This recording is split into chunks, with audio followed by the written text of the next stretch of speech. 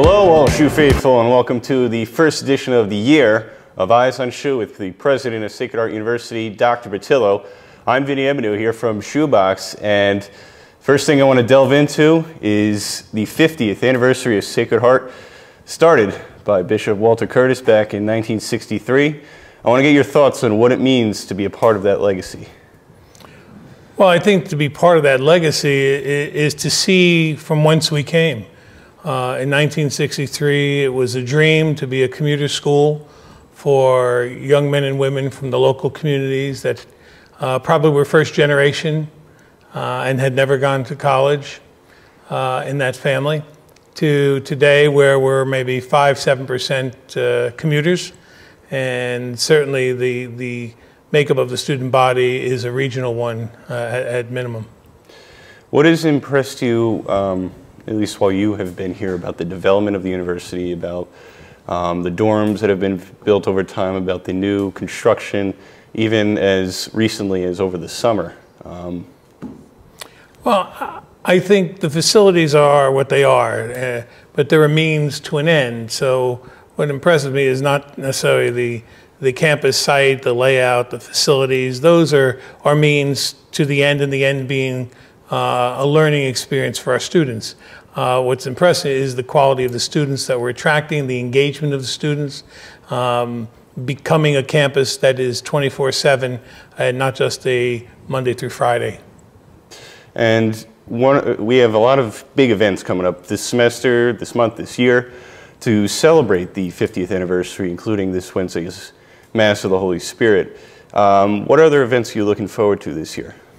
Well, I think homecoming this coming weekend, Parents Weekend later on, and then I think later on in the year, the Discovery Gala. They're just a series of events, and there are a series of academic events by each of the colleges that will be addressing the issue of what it is to be a university at 50. And the gala you hosted a couple weeks ago, the third annual, I know I could vouch for myself and a lot of my friends that it was a great night had. It was certainly a lot cooler this year than the last couple of years, but what makes you, I guess, so happy about the turnout and the reception you get from other students? Well, one, it started 2 years ago, 3 years ago, I guess it is, when I first came, as an opportunity for freshmen to be welcomed by the upperclassmen. And that first one, I believe we had about 700 students. This last one, a couple weeks ago, we had over 1,600 students. So it's a great way for the incoming freshmen to feel welcome, to feel part of the institution. The students really look forward to it. Get certainly dressed up. Of course, you've not been wearing a bow tie, which I will hold against you on it, but there are more bow ties coming in on the gala night, so it's great to see. Yeah, I saw the bow ties. You know I'm a tie guy. I can't do the bow tie. Some of the other things that have been going on recently, I guess, with our sports teams is the football team started off well. Their first undefeated start since 2008 at 3-0. And a 45-3 win over Lincoln the other day. Our women's volleyball team is off to a good start. The soccer teams, field hockey. Do you think this has anything to do with Bobby taking control of the athletic program, or is this just the development of the athletes? No, I think it's great that we have Bobby. It's great we have his new assistant, Brad. But where we're moving is really a developmental piece. I think you need to give the coaches and the team rosters credit for working and building themselves up and to where they are, as you said, this year being very productive.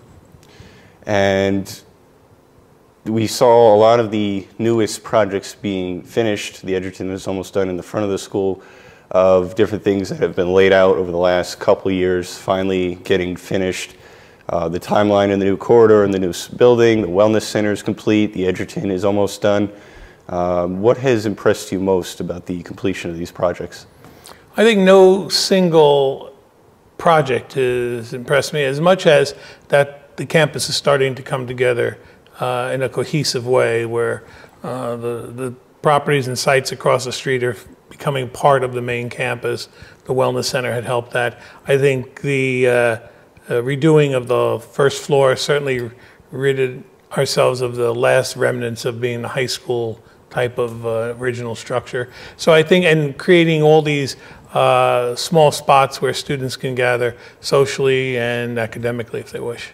Is there anything else that's being planned out right now, or anybody coming in particular this year to help the development of the university? I'm not sure actually what you may have meant on that, but I think we are planning other things in terms of a health and wellness, the health professions complex. We're looking at more residence halls, but we need to finish our major project, the academic building across the street first. Yeah, yeah, for sure. And I guess over the rest of the year, we're dealing with the largest freshman class in the school's history, and there was a little bit of a frantic circus over the summer trying to find spots for not only them but for the rest of the community. How was Res Life able to find homes for everyone? I continually ask of them. They're not flagging anything. They did a great job of trying to identify additional residential opportunities. At the same time, I think this demand has really sparked the board's understanding of the need for additional residence space. And actually for the students, I think it's been wonderful that they've adjusted and accepted with some discomfort, certainly, I'm sure. But, you know, again, there seems to be a significant increase of student activity on the weekends.